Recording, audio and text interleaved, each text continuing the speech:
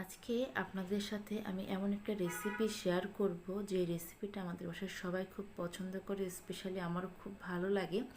আর এটা হচ্ছে আমার মায়ের হাতের স্পেশাল রেসিপি। এটা হচ্ছে ইলিশ মাছের ভাপা। মা একটু অন্যভাবে করে, খেতে ভীষণ ভালো হয়। এখানে ইলিশ মাছের ভাপা করার জন্য প্রথমেই লাগবে ইলিশ মাছ। একটা বড় সাইজের ইলিশ মাছ নিয়ে নিয়েছে। দেখুন ইলিশ মাছে কিন্তু ডিম হয়েছে। আপনারা চেষ্টা করবেন ডিম ছাড়া যে ইলিশ মাছগুলো হয় বড়, সেই মাছটা দিয়ে ভাপাটা করতে, খেতে ভীষণ ভালো লাগে। তবে এই মাছটাও খেতে ভীষণ ভালো হয়েছিল। ডিম হলেও কিন্তু ভাপাটা খেতে বেশি ভালো লেগেছে। আর ডিমটা কিন্তু ভিতর থেকে বের করিনি, মাছের সাথেই থেকে গেছে। এবার যেই কড়াইতে মাছটা রান্না করব সেই কড়াইতে প্রথমে আমি দিয়ে দিলাম সর্ষে বাটা। আমি এখানে সাদা সর্ষে বাটা দিয়েছি। সর্ষে বাটার সাথে আমি এখানে 2 কাপের মতো জল দিয়ে দিলাম। তারপর এখানে দিয়ে দিয়েছি সরিষার তেল। আমি এখানে প্রায় হাফ কাপের মতো সরিষার তেল দিয়েছি, কারণ ভাপাতে একটু সরিষার তেল দিয়ে করলে ভালো লাগে। স্বাদ মতো লবণ দিয়েছি, সাথে দিয়েছি 1 চামচ হলুদ গুঁড়ো। এবার সব কিছু খুব ভালোভাবে মিক্সড করে দিলাম। একটু গ্রেভি রাখবো কিন্তু, এই জন্য আমি একটু ঝোলটা বেশি দিয়েছি।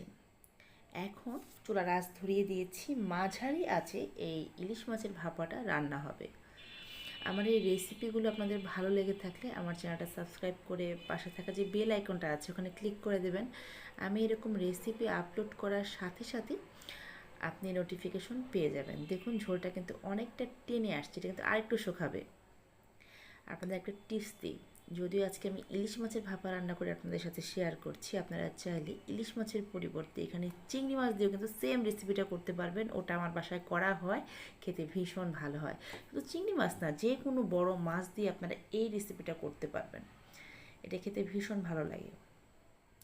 এটা কিন্তু একটু গ্রেভি রাখবো, খুব একটা বেশি শুকাবো না। আমি 20 থেকে 30 মিনিট এটাকে খুব ভালো করে রান্না করে নিয়েছি। দেখুন ঝোলটা কিন্তু অনেকটা টেনে আসছে। এখন কিন্তু চুলা আঁচটাকে কমিয়ে দিতে হবে যাতে করে উপরে তেল ভেসে ওঠে। দেখতেই পাচ্ছেন মাছের উপরে কিন্তু তেল ভেসে উঠেছে। দেখতে পাচ্ছেন কালারটা, আসলে ভিডিওতে কালারটা আমি ঠিক মতো আনতে পারিনি।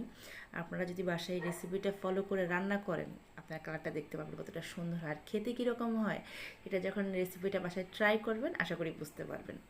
এখন আশা করি আমি আপনাদেরকে কালারটা দেখাতে পাচ্ছি। আমি প্লেটে সার্ভ করে নিয়েছি এবং আমি দুপুরে এই মাছের তরকারি দিয়ে ভাত খেয়েছি, ভীষণ ভালো লেগেছে। এরকম সাদা সাদা হয় তরকারিটা, দেখতে খুব সুন্দর লাগে। এখানে মাছের ডিমও আছে, তো মাছের ডিমটাও খেতে ভীষণ ভালো লাগে আমার কাছে। এই ইলিশ মাছ সাধারণত এভাবে সর্ষা বাটা দিয়ে আমার মাঝে ভাপাটা করে, এটাই খেতে বেশি ভালো লাগে। এই জন্য বাসায় এভাবেই করি। আজকে সেই রেসিপিটা আপনাদের সাথে শেয়ার করলাম, আশা করি আপনাদের ভালো লেগেছে।